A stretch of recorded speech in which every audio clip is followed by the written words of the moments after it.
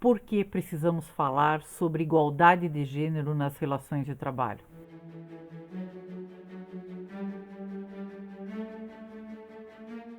Como os estereótipos afetam as mulheres trabalhadoras?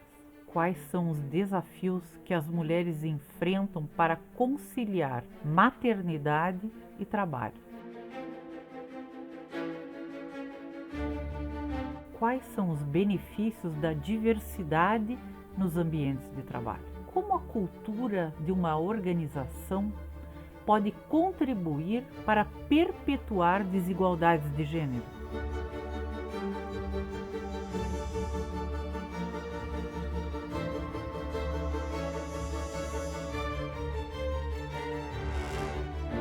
Eu sou Sandra Flügel Assad e essa é a minha nanoclass sobre a igualdade de gênero nas relações de trabalho.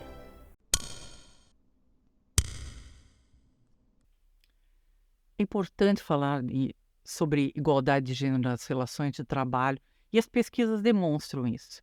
Em uma pesquisa divulgada no mês de março de 2023, a Organização Internacional do Trabalho aponta que a desigualdade de gênero tem se mostrado uma realidade teimosa e danosa.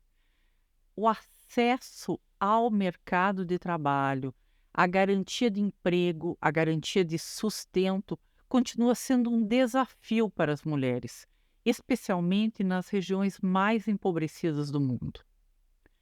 Esses novos dados publicados pela OIT demonstram que não houve evolução quando se trata de desequilíbrio de gênero no acesso ao emprego e também nas condições de trabalho. A OIT sempre mensurava a presença ou ausência das pessoas no trabalho, nos postos de trabalho, por um índice que mensurava apenas o que eles chamam de desemprego, taxa de desemprego. Entretanto, a OIT desenvolveu um novo índice. Esse índice se chama lacuna de empregos. A lacuna de emprego ela é capaz de computar todas as pessoas que não estão trabalhando, mas que gostariam de estar empregadas. Empregadas ou desenvolvendo um trabalho autônomo. É um indicador que mostra a falta de oportunidade de emprego, especialmente para as mulheres. E essa lacuna ela demonstra que há uma grande diferença entre homens e mulheres, uma diferença muito maior do que aparecia na taxa de desemprego. A pesquisa realizada pela OIT também aponta que as mulheres têm muito mais dificuldade para conseguir uma atividade remunerada do que os homens, especialmente quando elas são mães de crianças pequenas e quando elas moram em países mais empobrecidos, o que pode se somar. As mulheres podem ser mães de crianças pequenas em países empobrecidos. E isso vai gerar muita dificuldade para conseguir emprego em boas condições, para conseguir emprego bem remunerado e para avançar nas carreiras. As menores lacunas de emprego, elas são encontradas em países de alta renda, o que não significa que em países de alta renda não exista a mesma lacuna, porque os problemas de cuidado em relação às crianças, às pessoas de idade e à própria casa continuam existindo. Mas por quê? Por que essa lacuna e por que as mulheres estão tão abaixo dos homens quando se trata de conseguir emprego ou se colocar em uma atividade remunerada? Bem, dentre os principais fatores está a desproporcionalidade com que o trabalho de cuidado não remunerado afeta as mulheres, inclusive impedindo-as de retornar a uma atividade remunerada, impedindo-as, em muitos casos, de efetivamente, ativamente procurar um emprego. As mulheres fazem a maior parte do trabalho não remunerado. pois a sociedade costuma atribuir às mulheres a responsabilidade pelos cuidados.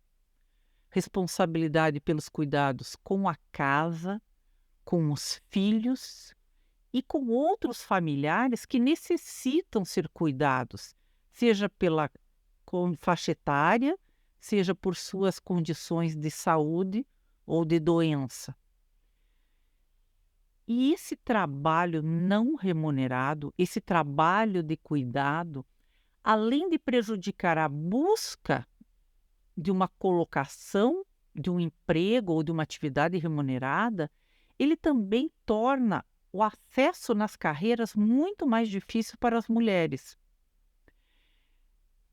Essa responsabilidade de cuidado atribuída às mulheres pela sociedade é um dos desafios que as mulheres enfrentam para conciliar carreira e maternidade. Vamos falar um pouco de renda?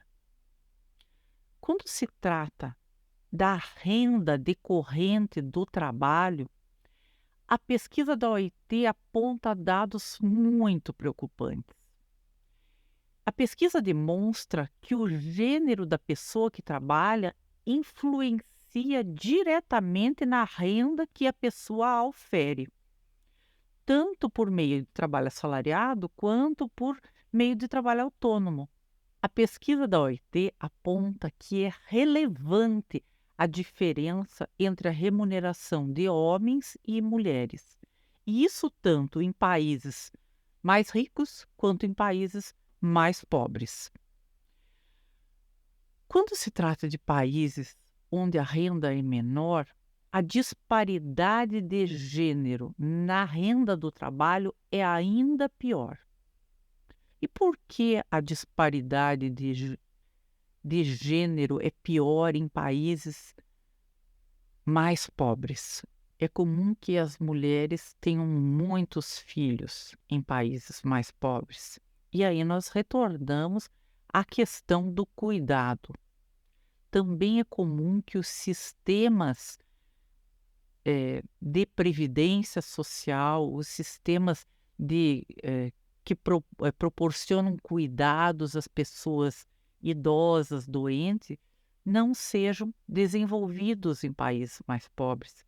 Isso faz com que as mulheres sejam incumbidas de cuidar dessas pessoas, e o que vai prejudicar a sua renda.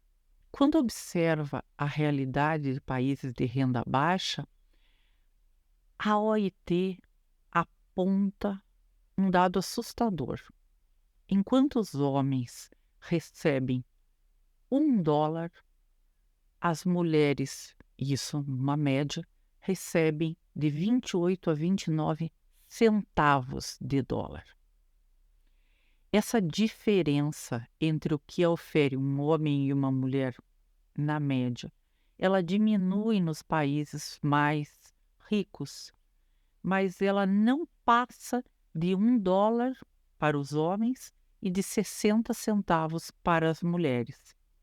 O que demonstra, com números, demonstra a partir de dados de pesquisas que existe uma grande disparidade salarial, uma grande disparidade de renda quando se trata de trabalhos de homens e de mulheres.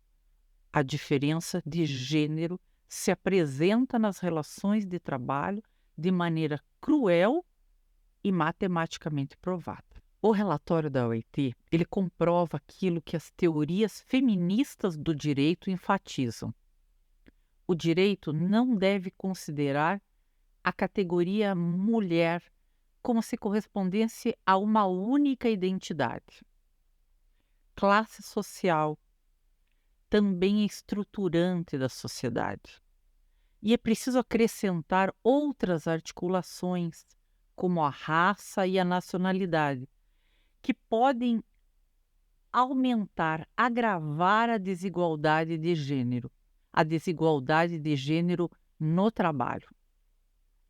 Quando refletimos sobre a categoria mulher de forma isolada, nós não conseguimos ver a realidade.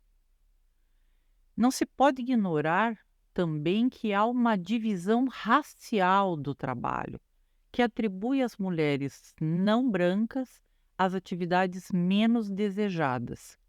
As atividades menos desejadas por quem? Pelos demais grupos, pelas mulheres não racializadas e pelos homens.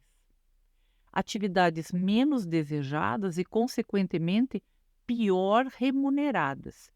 E isso alimenta um ciclo de pobreza e mantém essas mulheres, as mulheres negras, na base, no pior lugar da pirâmide econômica. As relações de trabalho, elas também refletem estereótipos sociais.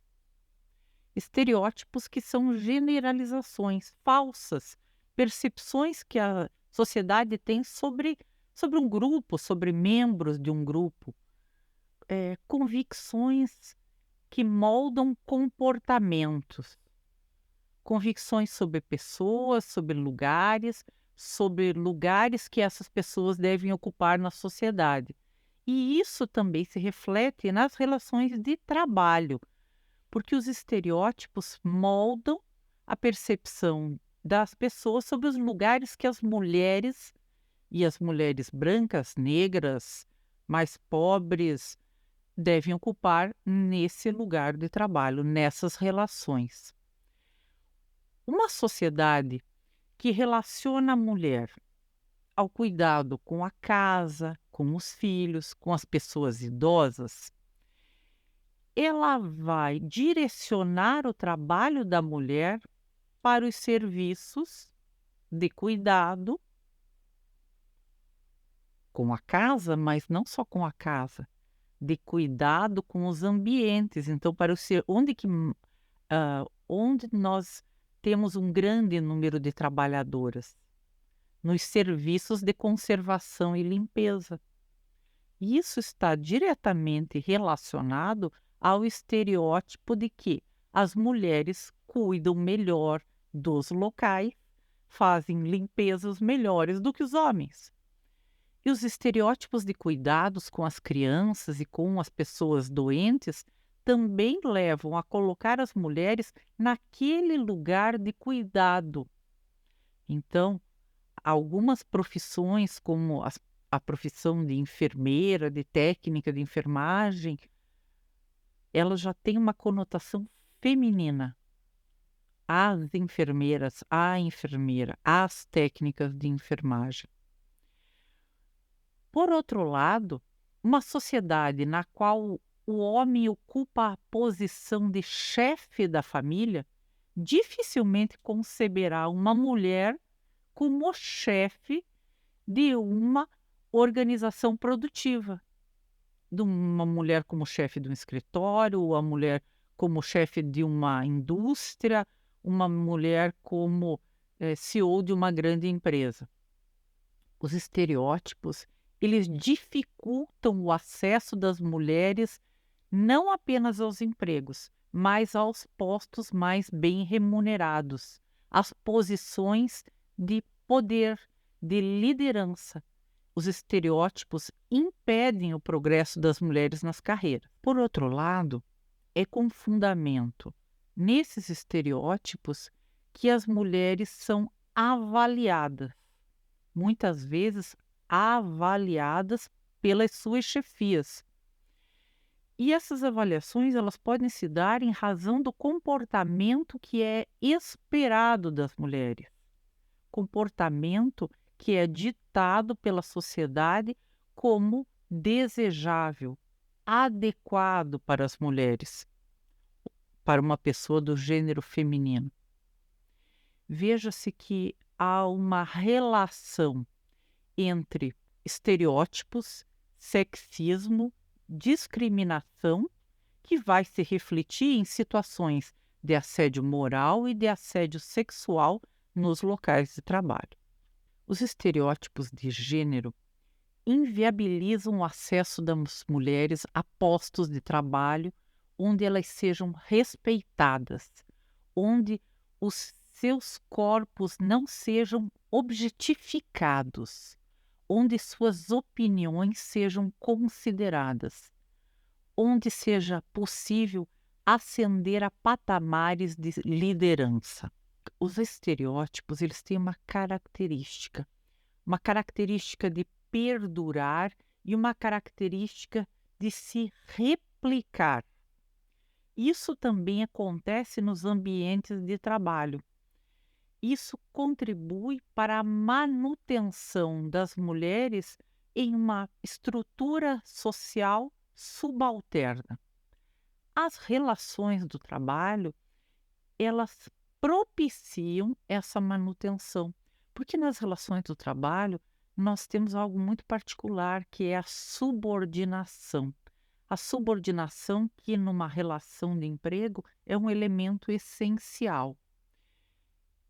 E essa visão da sociedade sobre a mulher ser naturalmente subalterna ao homem, ela se transforma, ela se reflete nas relações do trabalho, que já tem esse elemento de subordinação. Os locais onde as mulheres desenvolvem as suas atividades profissionais na qualidade de empregadas, eles são propícios para que os estereótipos se reproduzam. Porque a estrutura das relações de emprego, ela é hierárquica, ela é fundamentada na subordinação. Além disso, diversos outros estereótipos influenciam na maneira como as relações de emprego acontecem. Por exemplo, o estereótipo da mulher frágil, uma mulher que só pode ocupar o lugar de subordinada, que necessariamente precisa ter um chefe homem. Ou o estereótipo da mulher esforçada, uma mulher que ela própria não se admite inteligente, capaz, mas esforçada. Enquanto a confiança é um atributo valorizado nos homens, as mulheres confiantes costumam ser confundidas com arrogantes. O Comitê CIDO, responsável pelo acompanhamento do cumprimento da Convenção para a Eliminação de Todas as Formas de Discriminação contra a Mulher, pronunciou-se em diversas ocasiões sobre a discriminação de gênero relacionada ao trabalho. O comitê já alertou que os estereótipos perpetuam práticas violentas e que a igualdade no emprego ou em outros locais de trabalho pode ser seriamente afetada quando as mulheres são submetidas a assédio. E eu acrescentaria assédio sexual e assédio moral. Temos, portanto, que, embora as trabalhadoras sejam titulares de direitos humanos, elas continuam enfrentando problemas de discriminação em razão dos papéis que lhes são atribuídos pela sociedade. E muitas vezes são as próprias normas que estabelecem diferenças que não encontram justificativa nas diferenças biológicas entre um homem e uma mulher. O tratamento jurídico da maternidade também é estereotipado, na medida em que a maternidade realmente vivenciada pelos corpos das mulheres não é a maternidade que está na norma, que está na lei. A norma, e aqui vou me referir às normas de direito do trabalho brasileiras, elas naturalizam a desigualdade entre homens e mulheres. Elas reforçam a divisão sexual do trabalho. Elas acabam por excluir as mulheres de empregos, excluir a potencialidade das mulheres de ascenderem suas carreiras e, ao invés de proteger, elas dificultam. A forma pela qual o direito do trabalho pretende proteger a maternidade no Brasil, evidencia que as relações de trabalho e de emprego, eles refletem, na verdade, a sociedade patriarcal e sexista do Brasil. No Brasil se fala em licença maternidade e licença paternidade. Uma longa licença maternidade, teoricamente, para proteger a criança que precisa de cuidados, e uma rápida licença paternidade. A licença paternidade, ela teve sua gênese na necessidade do pai registrar a criança. E aos poucos ela se estendeu. Entretanto, há uma grande disparidade entre a licença maternidade, obrigatória para as mulheres que trabalham, e a licença paternidade. Talvez fosse melhor nós termos uma licença parental que pudesse ser dividida entre as mulheres e os homens, porque, embora a mulher geste, o cuidado com o filho é responsabilidade tanto das mulheres quanto dos homens. E, existindo um casal, um pai e uma mãe presentes, eles poderiam muito bem distribuir essa licença como fosse mais conveniente para as suas condições de vida, para as suas relações de trabalho. Poderíamos pensar, por exemplo, que a mulher ficasse obrigatoriamente no primeiro mês se recuperando da gestação e do parto.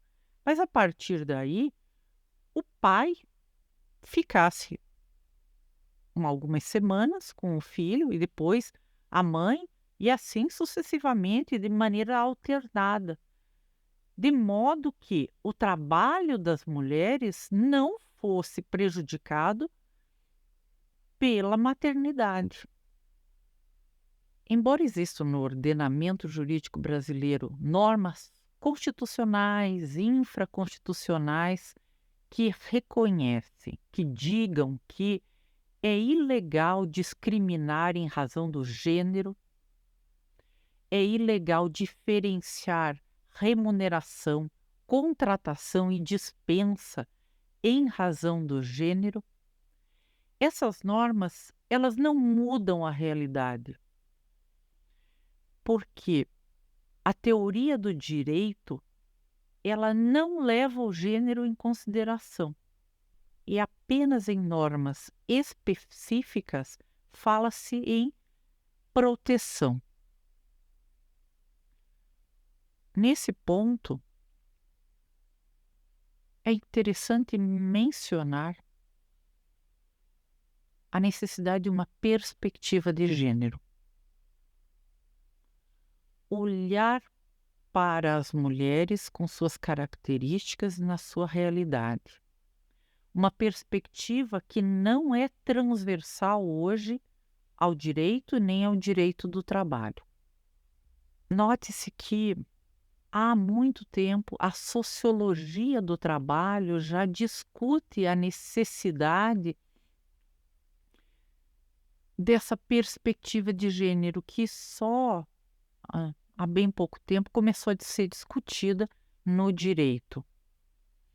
Alguns sociólogos, sociólogas do trabalho, eles já destacavam que o paradigma no trabalho é a figura masculina. Nós podemos chamar isso de paradigma universalizante. Universalizante e dominante no mundo do trabalho. O modelo do trabalhador é um homem. O modelo do trabalhador é, de preferência, um homem branco quando se trata de ocupar lugares de maior destaque na sociedade. E também no direito do trabalho é preciso desconstruir esse conceito, um conceito de trabalho que é cego para o gênero. As normas devem ser o reflexo das aspirações de uma sociedade. elas não são imutáveis. E os operadores do direito podem e devem participar da evolução que integre a perspectiva de gênero à doutrina e à jurisprudência. Evolução que integre a perspectiva de gênero à ideia do trabalho, integre as relações de trabalho. É preciso compreender que a divisão sexual do trabalho é resultado de uma complexa inter-relação de estereótipos. Estereótipos de gênero, de raça, de classe, de nacionalidade, de língua. Estereótipos que afetam todas as mulheres e, de modo especial, as mulheres racializadas e que vivem em situação de pobreza. As empresas grandes e pequenas, elas ganham com a diversidade, ganham com homens e mulheres trabalhando juntos, com pessoas brancas, negras, amarelas, compartilhando a sua visão de mundo. As pesquisas apontam que a diversidade traz mais transparência nos negócios, maior legitimidade para as decisões que são tomadas para conduzir as empresas, que a diversidade reduz o foco em um determinado grupo social.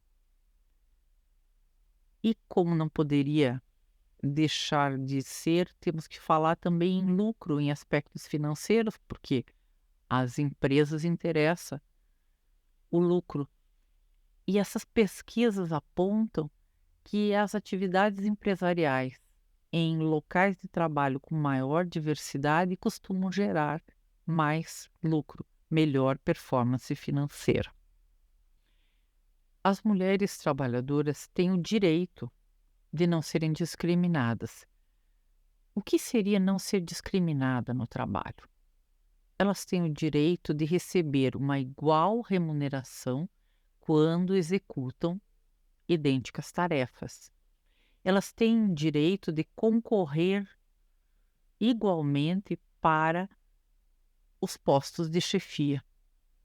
Elas têm o direito de serem ouvidas, não serem interrompidas e nem serem interpretadas. Nós falamos de algo muito interessante aí, que é o fenômeno da interpretação daquilo que as mulheres falam. Muitas vezes, em um ambiente de trabalho, em reuniões de trabalho, as mulheres expõem claramente as suas ideias, mas logo em seguida, um homem se sente à vontade para explicar aquilo que as mulheres estavam tentando dizer, como se elas não fossem capazes de falar por si próprias. As mulheres têm o direito de desenvolver as suas ideias livremente, sem qualquer tipo de assédio. As mulheres têm o direito de trabalhar sem serem assediadas por colegas ou por chefes, assediadas moral ou sexualmente. É muito importante que esse combate ao assédio ele seja uma prática estrutural das empresas, dos negócios, dos locais de trabalho, que exista uma política de mudança de mentalidade, que apresente aos trabalhadores, tanto aos colegas quanto aquelas pessoas que exercem funções de chefia, a necessidade de combater o assédio, de não permitir que as pessoas se sintam pressionadas moralmente ou pressionadas em razão do seu gênero a tomar determinadas atitudes, a agir de maneira que contraria a sua própria vontade. O assédio, tanto o assédio moral, psicológico, quanto o assédio sexual, ele tem um componente complicador, que é a prova. Como é que se prova o assédio? Porque normalmente o assédio se dá e em ambientes mais reservados, em locais onde o assediador sente-se à vontade para assediar, moralmente ou sexualmente. Então, a prova do assédio, ela é muito difícil. E, embora as mulheres nas relações de trabalho comecem a procurar a ajuda, comecem a fazer algumas denúncias, ainda é muito difícil que uma trabalhadora queira se expor, queira assinar uma denúncia contra um assediador. O que que acontece na prática? Na prática, as denúncias de assédio ocorrem depois que o vínculo de emprego já se rompeu. Isso é deletério para as relações de trabalho, porque um vínculo de emprego pode durar uma vida toda. Então, uma mulher pode ser submetida ao longo de décadas, ao longo de muitos anos a assédio moral ou sexual e não ter coragem de denunciar o seu assediador. Seja porque ela não tem como provar esse assédio, seja pelo medo de que ela seja considerada culpada pelo assédio. Então, é aquela situação da mulher que começa a se preocupar com a forma que ela vai se vestir para ir trabalhar. Porque, embora seja uma preocupação que não deveria ocorrer, as pessoas deveriam ter direito a se vestirem da maneira que acharem mais conveniente, mais confortável, mais apropriado. Então, o que se percebe é que mesmo em empresas, por exemplo, que tem uma ouvidoria da mulher, isso agora é algo que está começando a se espalhar, inclusive em empresas públicas, né? A ouvidoria da mulher, embora ela receba denúncias, dificilmente uma mulher vai querer ser exposta ao público, vai querer expor aos colegas, aos chefes, porque muitas vezes o assédio vem de um colega mesmo, vai querer expor aquela situação. O medo de se expor ainda é muito grande. Uma outra situação é a perda do emprego, porque o que já havia acontecer em relações de trabalho? A pessoa que denuncia, a pessoa que é assediada moral ou sexualmente, ela se sente tão mal que ela acaba por se excluir do trabalho. Ela acaba por pedir demissão ou fazer um acordo para ser desligada e ela perde muitas vezes. Ela perde o emprego, a sua fonte de sustento, ela perde a convivência naquele trabalho, que muitas vezes era uma convivência que trazia satisfação pessoal, e ela perde porque ela sofre um assédio que muitas vezes ela vai levar um trauma pela vida. E ela é excluída. Tudo continua do mesmo jeito, como se nada tivesse acontecido. E para as empresas, muitas vezes, é mais fácil excluir e indenizar a pessoa que foi assediada do que trabalhar aquela situação do assédio no ambiente empresarial. A responsabilidade pelo cuidado com a família, com os filhos, com os pais, muitas vezes com os sogros, com alguma pessoa doente, a responsabilidade de deixar a sua casa preparada para acolher todas essas pessoas, com certeza é uma grande barreira que as mulheres enfrentam. Muitas vezes, essas responsabilidades que são atribuídas pela sociedade e que as próprias mulheres absorvem como se fosse algo natural, como se fosse da natureza do feminino cuidar, quando, na verdade, os homens também podem cuidar e cuidam muito bem quando essa responsabilidade lhes é atribuída. Os homens cuidam muito bem. Os homens também sabem quando cuidar, como cuidar.